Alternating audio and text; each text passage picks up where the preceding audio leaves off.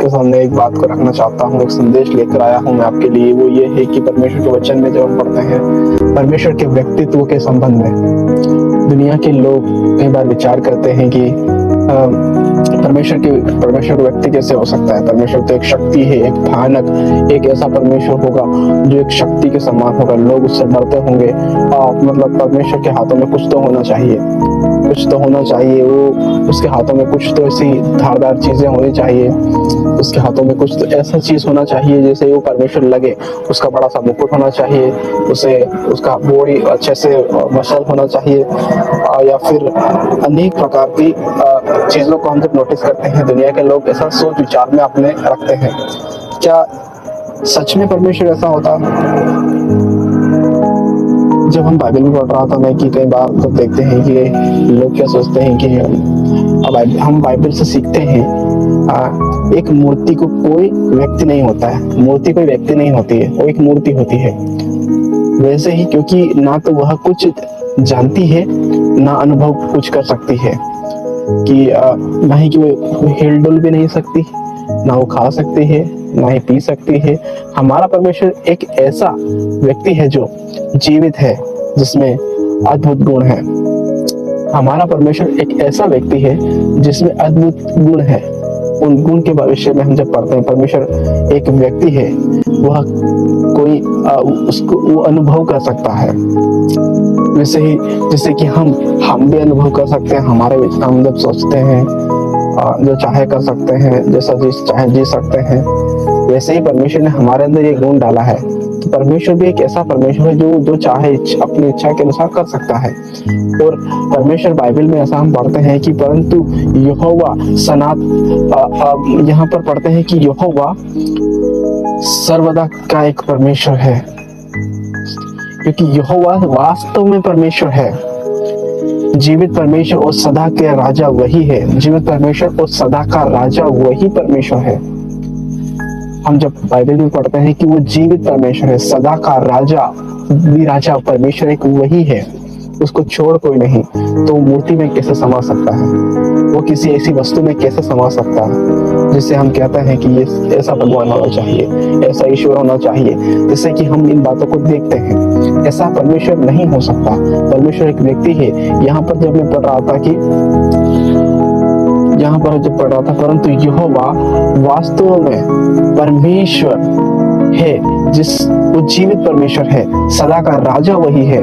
जब मैं पढ़ रहा था रोमियो की पत्री 14 का 15 में पढ़ता था कि तुम इन व्यर्थ वस्तुओं से अलग होकर जीवित परमेश्वर की ओर फिरो। तुम उन व्यर्थ वस्तुओं से अलग होकर जीवित परमेश्वर की ओर फिरो। जब हम देखते हैं कि हमारे समाज में हम कई बार क्या सोचते हैं कि मसीही लोग, हाँ हम तो मूर्ति पूजा नहीं करते, हम तो सिर्फ प्रार्थना करते हैं, हम सबसे बाइबल पढ़ते हैं, हम तो मूर्ति पूजा नहीं करते। पर बात क्या है कि सच में आप मूर्ति पूजा नहीं करते? क्या सच में आप मूर्ति पूजा नहीं करते? मैं आपसे एक और बात पूछता हूँ, क्या सच में आप मूर्ति पूजा नहीं करते?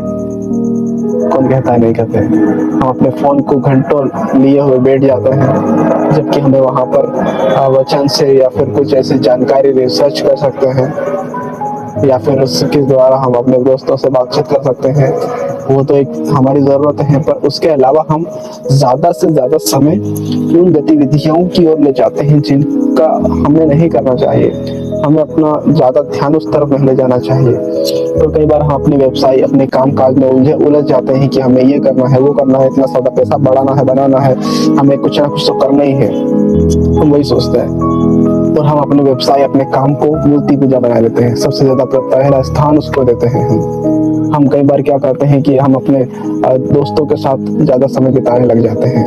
उनके साथ हम परमेश्वर को जो स्थान देना चाहिए उस स्थान को छोड़ उनके साथ ज्यादा समय बिता देते हैं और परमेश्वर को भूल जाते हैं। नहीं प्रार्थना करते हैं, नहीं वचन पढ़ते हैं, नहीं कुछ भी। और हम कहते हैं कि हम मूर्ति पूजा नहीं करते। हम दोस्तों के साथ बातचीत करना, कोई मिल गया तो उनके साथ हम बातचीत करने लग गए और बातचीत करते रहते हैं। हम फिर रोज मिलते हैं, फिर रोज बात करते हैं, फिर रोज मिलते हैं, फिर हम गपशप बातें करते रहते हैं।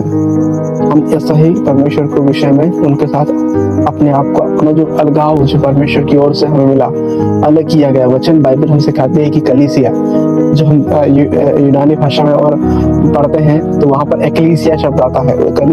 एक्लीसिया से हम कलीसिया एक शब्द आया है, उसी को हम कहते हैं। इसका मतलब जब हम देखते हैं कि बुलाए हुए लोग, अलग किया हुआ झुंड, अलग किया हुआ झुंड, यानी कि संसार से अलग किया हुआ है हमें। परमेश्वर ने अलग कर दिया अंधकार से ज्योति को, और ज्योति ने अंधकार को दूर कर दिया, और अंधकार के द्वारा हम अलग दिखते हैं कि हमारे अंदर ज्योति है, हम अलग दिखते हैं।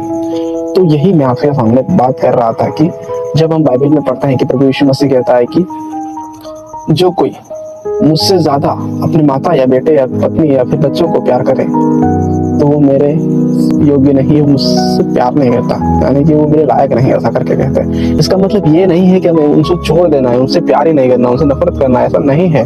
इसका मतलब ये है कि पहले हमें प्रथम स्थान परमेश्वर को देना जरूरी है, पहला स्थान परमेश्वर को देना जरूरी है। तो अपने कामकाज में एक अलगाव दिखना जरूरी है, कामकाज में हमें एक अलगाव दिखाना जरूरी है कि मसीह के लोग हैं, हम प्रभु के लोग हैं, सृष्टिकर्ता के लोग हैं।